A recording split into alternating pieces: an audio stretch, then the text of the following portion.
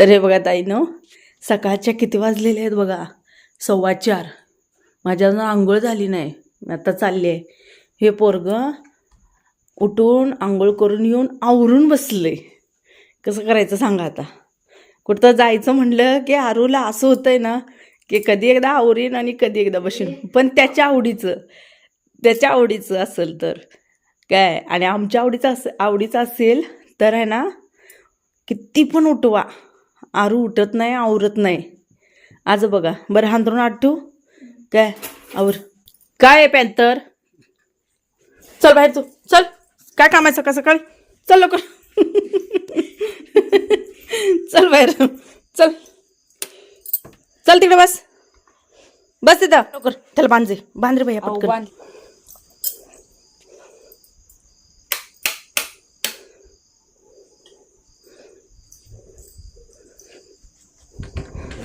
तू इथं आला, चल खाली ये. चल रे पॅन्तर, बाहेर चल चल लवकर चल. मी तयार झालेले आहे, टायमिंग दाखवते. आता हे जे घड्याळ आहे हे बंद पडलेलं आहे, त्यामुळं त्यात काय दिसत नाहीये. असो, दादा आवरायला लागलेत. आमचं सगळ्यांचं आवरून झालंय, फक्त लास्ट नंबर आहे दादांचा. ही ना आवरले आणि हे बघा आवरून झोपले. या किती वाजलेले आहेत, 5. रात्रभर व्होल्टेज नाही काय, आणि प्रॉब्लेम झालाय, फॅन चालू नाहीत, लय गरमी झाली. कुठे बरोबर 5:05 झालेले आहेत. मी आवरून तयार झाले. आई बघा आवरलं, पिन करायचे आहे ना. किट्टो जे आहे ते बघा आवरून सगळं तयार होऊन झोपले. आरून चहा केलाय, आरून चहा केलाय ना, चहा घालून तयार आहे. भैया मला आणखी चहा.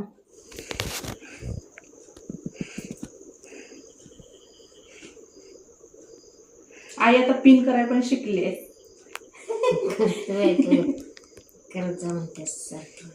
करायचं जरा, तर साड्या नेसताय तर टापटीप राहायचं, आणि साड्या ठेवायच्या नाही, त्या रोज एक वापरायची. ही मोठी पिन आहे, मला मगाशी घुसली हातात. घुसली म्हणतेस पाय घुसली.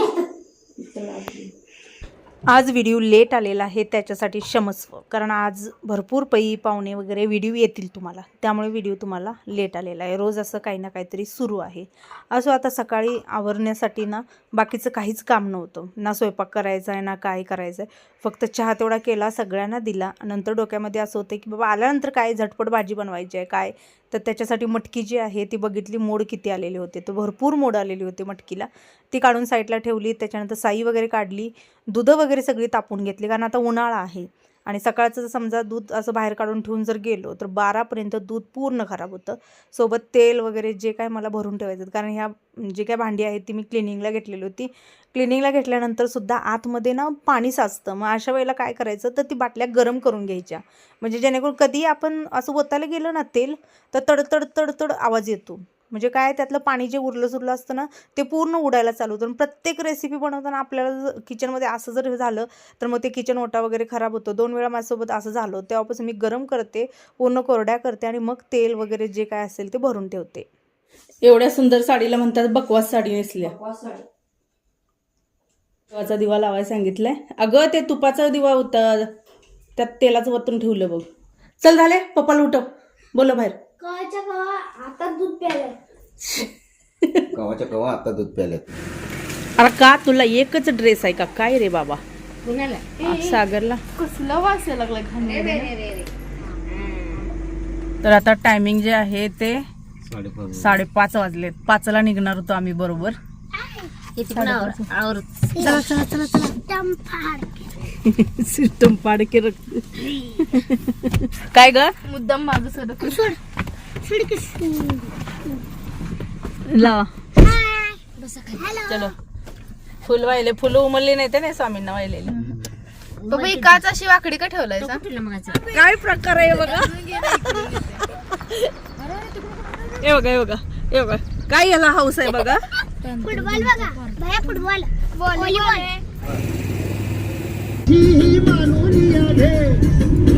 तर आता 6:15चं टायमिंग झालंय. अजून आम्ही कोल्हापुरातच आहे, म्हणजे आतमध्ये सिटीमध्येच आहे. आम्हाला 7 वाजतील पोचायला, दर्शन घ्यायला 8 घरी 9 पर्यंत येऊ ना. आता ज्योतिबाचा डोंगर जो आहे तो सुरू झाला. घाट इथून 10 किलोमीटर आहे बघ सगळं. मी आता बघितलं तिथं बरोबर 10 किलोमीटर डोंगरवर चढायचं आहे. सगळे वळणं. तर ना आम्ही जशी डोंगराला एंट्री केली तसं सुरुवातीला झाडी झुडपं जंगल हे बरं दिसलं, पण जसं वर वर वर वर जातोय तसं कळतंय की प्रचंड प्रमाणात धुकं आहे. बघा हे सगळं धुकंच आहे. मी तुम्हाला आवर्जून सांगेन की ताईनो, तुम्हाला यायचं झालं तर पहाटेचा शक्यतो प्रवास टाळा. इथून पुढे पावसाळ्याचे दिवस आणि धुक्याचं प्रमाण भरपूर वाढणार आहे. हे पूर्ण असं म्हणजे उंचीवरती आहे. वरनं खाली बघितल्यानंतर जर बघायला गेलं तर पूर्णपणे तुम्हाला असं जाणवेल की आपण कुठल्या तरी एखाद्या उंच टेकडीवर उभं आहे आणि खाली पूर्ण सिटी एकदम किंवा जे काही गावं आहेत काय एकदम छोटं दिसते. मी आता पूर्ण कडेला उभारून तुम्हाला शूट घेऊन दाखवलेलं नाहीतर ते जर दाखवलं असतं तर नवीन ताई ज्या कधीही ज्योतिबाला आलेल्या नाहीत त्यांना कळलं असतं या डोंगराची उंची किती आहे.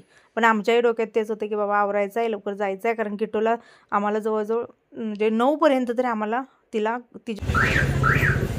आई तुझं घ्यायचं आहे.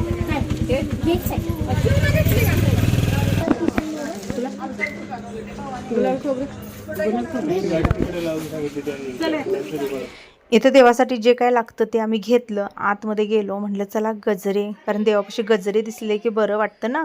एखादा गजरा घातला की असं तर कुठं एरवी घालायला मिळतं आणि मग ते असं बाकीच्या ड्रेसवर गजरा बरोबर वाटत नाही, गाऊनवर वगैरे साडीवरती वाटतो म्हणून ते घेतलं. आणि इथं बरोबर आपल्या सबस्क्रायबर ताई गाठ पडलेल्या होत्या. त्यांच्याशी बोललो, थोडंसं फोटो काढले, थोड्या गप्पा गोष्टी केल्या आणि तिथून मग आम्ही निघालेलो आहोत दर्शनाला. कधीही कुठेही जाऊ दे, मी जसं म्हणलं अगदी डीमार्टला जरी गेली तरी कोण भेटणार नाही असं कधीच होत नाही आहे. मग देवस्थानात तर सांगूच नका.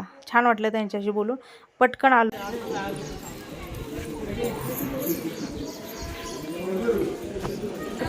कसला भारी झोपलाय.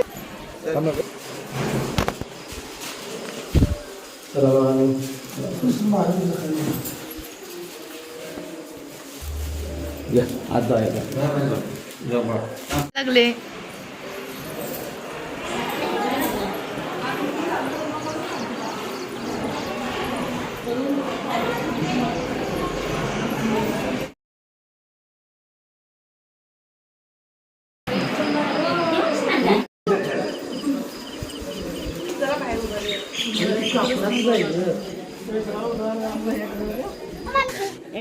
किंचित सुद्धा आम्हाला गर्दी जाणवली नाही. एकदम असं म्हणतात ना एखाद्याला खुली छूट दिल्या आहो जाओ म्हणल्यागत एकदम आम्ही डायरेक्टली गेलो. डायरेक्टली देवापाशी जाऊन दर्शन घेतलं आणि तुम्हाला ज्योतिबाचं सुद्धा मी दर्शन दिलेलं आहे. असं जर यायचं म्हटलं तर ताईनं ती जी कमान आहे ना त्या कमानीतूनच एंट्री मिळत नाही, एवढी गर्दी असते.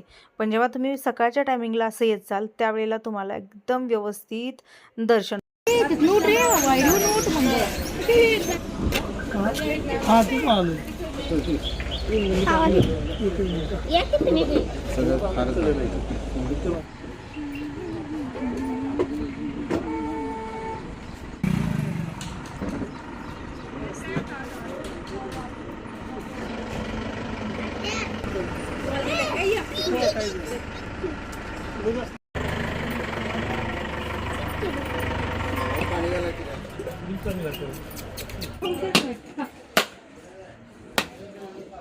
ती कसली भारी बघायला लागली ती.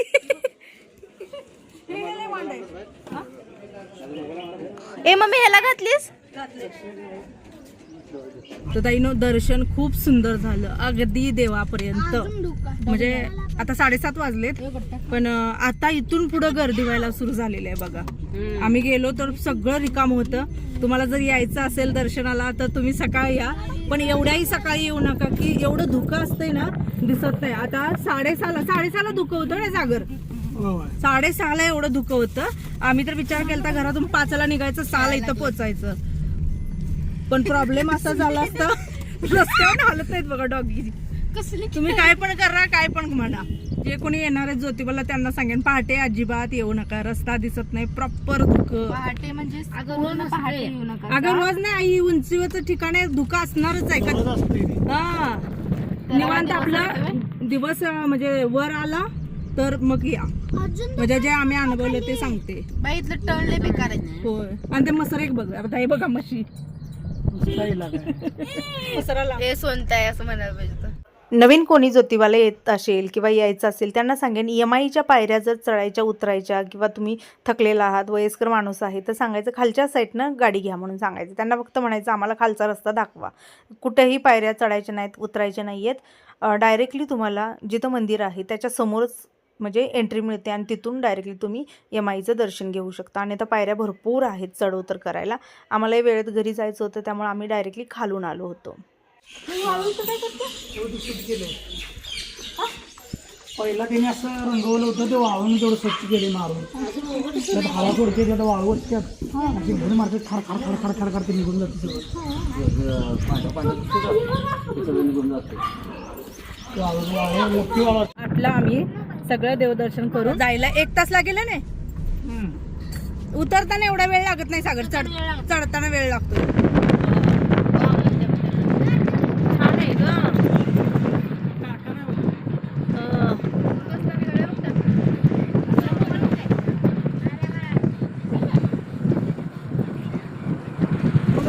चला पिटोला आता इथं तिच्या अकॅडमीला सोडायचं आहे. बघा कसा झोपलाय बघा यो, तोंडापुढे शीट आणून ठेवलाय.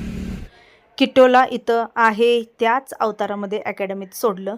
तिथे ज्या क्लासला गेली त्याच्यानंतर मग आम्ही आलो आपल्या जुन्या घराकडं आलो. तिथंच स्वामींचं मंदिर होतं. असं जुन्या घराकडचे जे स्वामी आहेत 2 वेळा मी गेले, पण काय होत होतं की सगळं करून आम्ही जात होतो तोपर्यंत लॉक लागलेलं असायचं. मग आज योगायोगाने तिकडचे स्वामी जे आहे त्यांचं दर्शन घेतलं. जे काय नारळ वगैरे आहे ते अगरबत्ती वगैरे ती ठेवली आणि त्याच्यानंतर मग आम्ही घरी निघालो.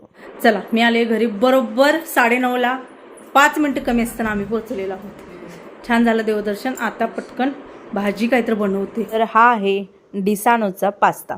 तर याचं जे मॅन्युफॅक्चर आणि पॅकिंग जे झालेलं आहे ते इटलीमध्ये झालेलं आहे. याच्यामध्ये आहे 100% ड्रम्स वेट आणि सेमोलिना. हे जे आहे ते हाय प्रोटीनने भरलेलं आहे. सोबतच बघा ज्या पास्ताच्या ज्या काही म्हणजे व्हरायटी येतात त्याच्यामध्ये हा पास्ता जो आहे तो बेस्ट पद्धतीने बसला जातो. 100% व्हेजिटेरियन प्रोडक्ट आहे. यामध्ये ना ट्रान्स फॅट नाही, कोलेस्ट्रॉल नाही, म्हणजे ह्या गोष्टी ज्या आहेत त्या आवडलेल्या आहेत मला या पास्त्यासंदर्भात. यामध्ये कुठलेही आर्टिफिशियल कलर वगैरे वापरलेले नाही आहेत. तर असं मी पॅकिंग जे आहे ते 1 kg मागवलेली होती. पास्ताना थोडंसं तेल टाकून मी शिजवायला ठेवला. तोपर्यंत मी लगेच देवपूजा करून घेतलेली आहे. सकाळी उठल्याच देवपूजा करून जायचं म्हणलं होतं, पण आज तुम्हाला खरं सांगू आरुण ना मला 3 वाजल्यापासून एवढं पिडलं म्हणता. त्याला एक झोप येणं झालं. ते कुठं जायचं म्हणलं की ते असं करतंय आणि एरवी पण असंच करतं. कधी पाहिजे तेव्हा पहाटेची जाग येते त्याला आणि ती मग झोपू देत नाही आहे. सारखं मम्मी मम्मी मम्मी चालूच असतं. त्यानं आजही तेच केलं. मला उठायचं होतं 4ला, त्यानं मला 3 वाजल्यापासून कंटिन्यूली माझ्या पाठीमागे लावलं की उठ उठ उठ. झोपमोड जे असते म्हणतात ना तसा प्रकार माझा झालेला होता. आधीच लेट झोपायचं आणि यानं 3 वाजल्यापासून झोपू दिलेलं नव्हतं. थकल्यागत पूर्ण शरीर असं झालं की आता म्हणजे एकदा एक झोप काढावी आणि मग बाकीचं काम करावं. त्यामुळे मी सकाळी ना देवपूजा केली, काही केलं नाही. पहिला देवपूजा आता करून घेतली, त्याच्यानंतर मग पास्त्याला फोडणी वगैरे दिली. बघा खूप सिम्पल आहे.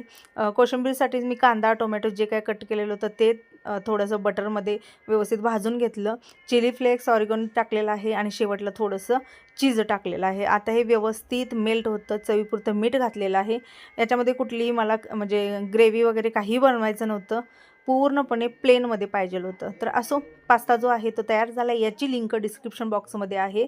जरूर ऑर्डर करा. सर्वांना श्री स्वामी समर्थ.